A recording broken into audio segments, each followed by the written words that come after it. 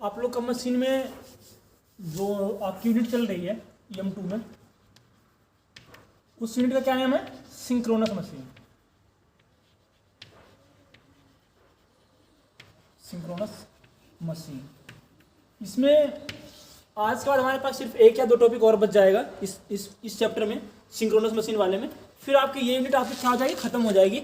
और फिर उसके बाद आपका सिलेबस जो 90% तक आपका सिलेबस जो था वो आपके पास में क्या हो जाएगा? कवर अप हो जाएगा।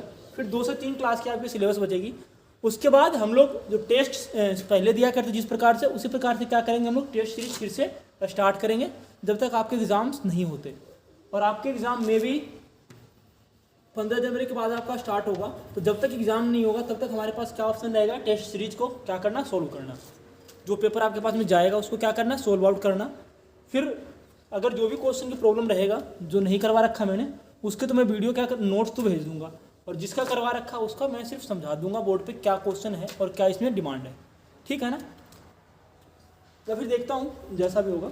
तो अब आज हम लोग जो क्लासेस जो स्टार्ट करेंगे, आज जो लोग टॉपिक पढ़ेंगे वो पढ़ेंगे। सबसे पहली चीज़ तो हंटिंग।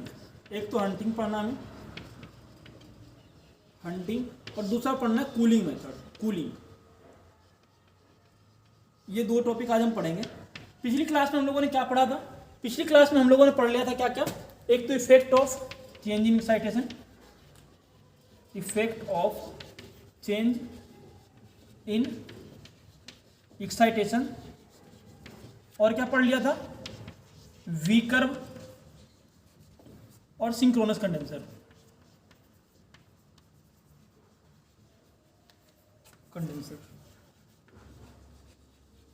ठीक है, ये 3-4 चीज़ें कल हम लोगों ने देख लिया था।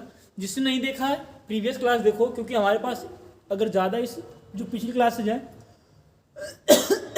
उसके पीछे अगर हम जाएंगे तो आपकी जो आगे क्लास है वो आपकी क्या होगी? डिस्टर्ब होगी। तो हमारे पास में क्या है कि हंटिंग का काम क्या होता है? हंटिंग होता क्या है? सबसे पहले तो हम वो जानते हैं। हंटिंग आपके पास में क्या है कि ये क्या है आपके पास में कि ये आपके पास होता क्या है कि जैसे हमारे पास में क्या है कि अगर कोई मोटर है या जनरेटर है, उसमें हम क्या कर रहे हैं? एकाएक सडनली अगर लोड को क्या करते हैं? हम चेंजमेंट कर देते हैं। तो उससे क्या होता है? उसके अंदर में जो वाइब्रेशन बोलते हैं ना, वो फ्लिकरिंग वगैरह से होती है। वो वहाँ पे क्या है? वो इसके लिए क्या है? वो हंटिंग है। हंटिंग। अब इसके बाद क्या है? क्या क्या कारण हो सकता है हंटिंग का? हंटिंग क्यों होता है? क्या क्या रीजन होता है हंटिंग के लिए? Causes of hunting. और देखें कॉजेज ऑफ हंटिंग।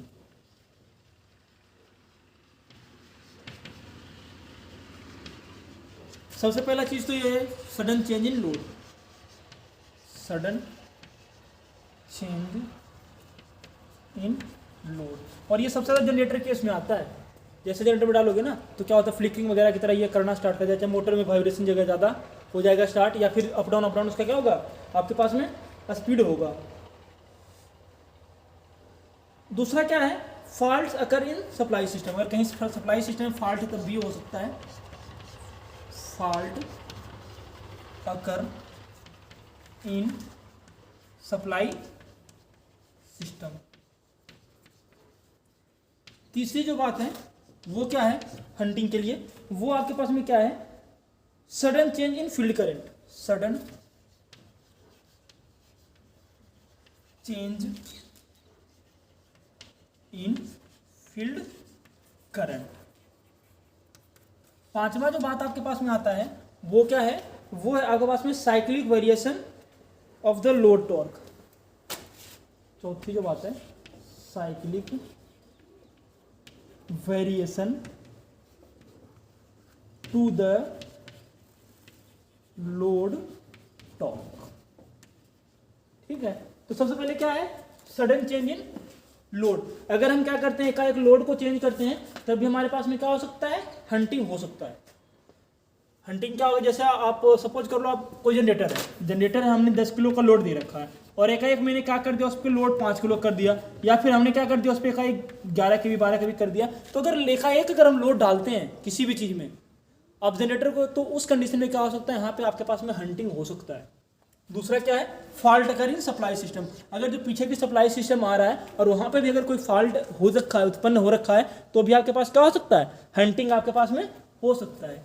तीसरा आपके पास में क्या है, सडन चेंज इन फील्ड करंट। अगर किसी भी सर्किट में हमारे पास क्या हो रहा है कि एकाएक उसकी फील्ड करंट क्या हो जाए, चेंज हो जाए। फील्ड करंट कैसे चेंज हो सकता है, जब या तो उसके ऊपर कुछ ज़्यादा लोड हो जाए, या फिर हम क्या कर रहे हैं पीछे से, जैसे ये लगा लो कि अगर जो सप्लाई सिस्टम है वहाँ से कुछ प्रॉब्लम हो रहा है, चाहे एकाएक मैंने उसका जो रेजिस्टेंस वगैरह ऐड कर रखा है उसको अगर हम वेरी कर रहे हैं तो भी हो सकता है फील्ड करंट चेंज। तो अगर यहाँ पे भी होता है तो भी आपके पास में क्या हो सकता है, हंटिंग हो सकता है। और सबसे लास्ट क्या है, cyclic variation to the load torque. मतलब अगर जो साइक्लिक वेरिएशन लोड टॉर्क का है, अगर उसके कारण से आपके पास में क्या हो सकता है, हंटिंग हो सकता है। ठीक है, ये तो कॉज था, क्या क्या कारण हो सकते हैं। दूसरा बात क्या आता है, इफेक्ट। अगर हंटिंग हो जाता है तो क्या इफेक्ट पड़ेगा, अब हम वो देखते हैं।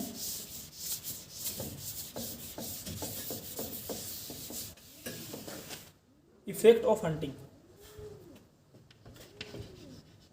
Effect of hunting. हंटिंग के क्या क्या इफेक्ट होगा, तो सबसे पहला जो इफेक्ट होता है, इसके कारण से क्या हो सकता है, जो सिंक्रोनिज्म है ना, सिंक्रोनिज्म क्या है, एक प्रॉपर्टी है सिंक्रोनस मोटर का, जो क्या करता है, जो सिंक्रोनस स्पीड या फिर जो सिंक्रोनस मोटर की जो प्रॉपर्टी है वो क्या हो सकती है, इसमें से खत्म हो सकती है।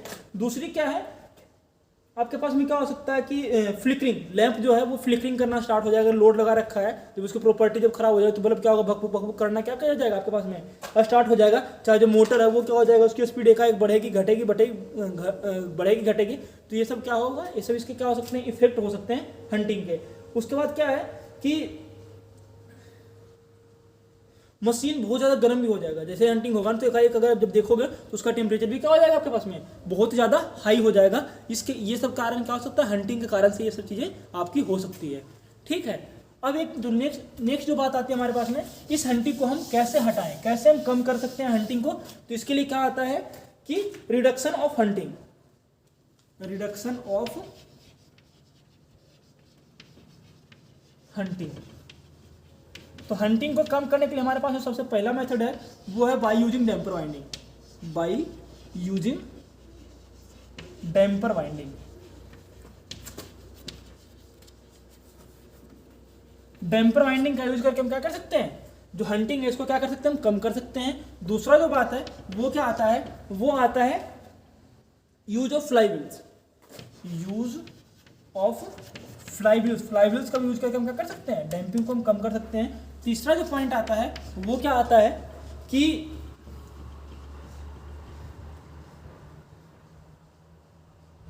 जो सिंक्रोनस मशीन है ना, इसकी डिजाइन से जो अगर हम बना रहे हैं उस कंडीशन में भी हम क्या कर सकते हैं, इसको हम ध्यान दे करके बना सकते हैं।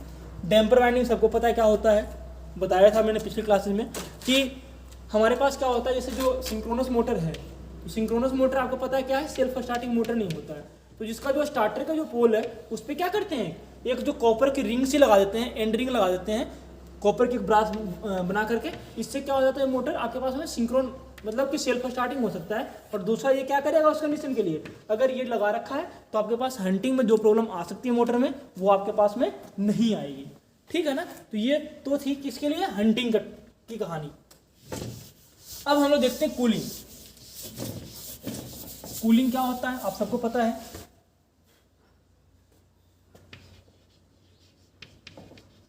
कूलिंग का मतलब क्या होता है, सबको मशीन को ठंडा करना है, यही बात जानते होंगे हम लोग, यही बात है ना। मशीन गर्म क्यों होता है, सबसे पहले बात तो हमें ये पता होना चाहिए। देखो मशीन के अंदर क्या है, वायर लगा हुआ है, ये वायर में जैसे आप सप्लाई दोगे, सप्लाई दिया मैंने, तो वायर का क्या है, कुछ ना कुछ तो रेजिस्टेंस है। तो इस रेजिस्टेंस के कारण से क्या होता है, वहां पे हीट निकलता है, लॉस जो होता है ना वो हीट में बदल जाता है। और इसी हीट लॉस के कारण से आपके पास में क्या होती है, मशीनें सारी की सारी क्या हो जाती है आपकी, गर्म हो जाती है। तो अब इसी को हमें क्या करना है, हटाना है। तो हम कैसे हटा सकते हैं, कैसे इसको हम रिड्यूस कर सकते हैं। तो इसके लिए क्या है कि 3-4 मेथड यूज करते हैं, 3 मेथड यूज करते हैं कूलिंग के लिए। सबसे पहले आपके पास में क्या है, नेचुरल कूलिंग।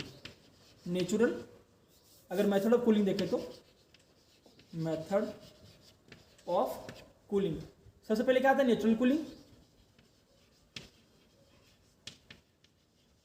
दूसरा आपके पास में क्या आता है, दूसरा आपके पास में होगा सेल्फ कूलिंग, सेल्फ कूलिंग। तीसरा आपके पास में क्या होगा, सेपरेट कूलिंग, सेपरेट कूलिंग। ये 3 प्रकार के मेथड कूलिंग है। तो नेचुरल कूलिंग में क्या होता है, आपको पता है, अगर कोई छोटा सा मोटर है, जो बहुत सारे छोटे छोटे मोटर होते हैं, आपने देखा होगा डीसी मोटर छोटा सा होता है, चाहे आपने जो गाड़ी वगैरह मोटर होता है, जो छोटे छोटे गाड़ी में व्हीकल वगैरह लगाते हैं, उसमें क्या होता है, हम गर्म वो भी होता है, लेकिन वो क्या होता है, ठंडा हो जाता है। कैसे? नेचर के थ्रू से, क्योंकि वो इतना ज़्यादा वो गर्म नहीं होता है। फैन को देख लो, फैन भी हमारे पास में क्या होता है, अपने आप नेचर से कूलिंग होता है, मोटर उसका गर्म भी होता रहता है, लेकिन वो ठंडा भी होता रहता है। तो वो जो है, जिसको क्या करना पड़ रहा है, बाहर से कोई कूलिंग नहीं देना पड़ रहा है, कूलिंग की कोई मीडियम नहीं लगा रहे हैं, तो वो अगर कोई कूलिंग से ठंडा हो रहा है, तो आपके पास में क्या है, वो कूलिंग आपके पास में क्या है, नेचुरल कूलिंग है। अब ट्रांसफार्मर को देख लो, तो ट्रांसफार्मर भी नेचुरल कूलिंग बहुत सारे होते हैं, जो छोटे छोटे ट्रांसफार्मर होते हैं, वो सब क्या होते हैं, नेचुरल कूलिंग ही होता है। वो भी क्या होता है आपके पास में कि जैसे ही गर्म होता है और अपने आप टेम्परेचर, जैसे ही मॉइस्चर है एटमॉस्फेयर के कारण से, वो क्या होता है आपके पास में ठंडा हो जाता है। ठीक है। दूसरा आपके पास में क्या है, सेल्फ कूलिंग।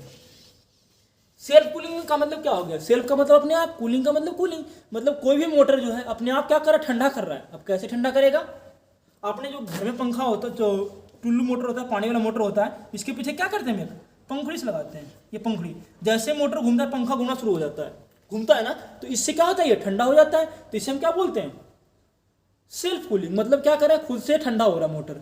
सबसे लास्ट में क्या आता है आपके पास में, सेपरेट कूलिंग। सेपरेट कूलिंग के लिए हमें क्या करना पड़ता है, अलग से सिस्टम बनाना पड़ता है।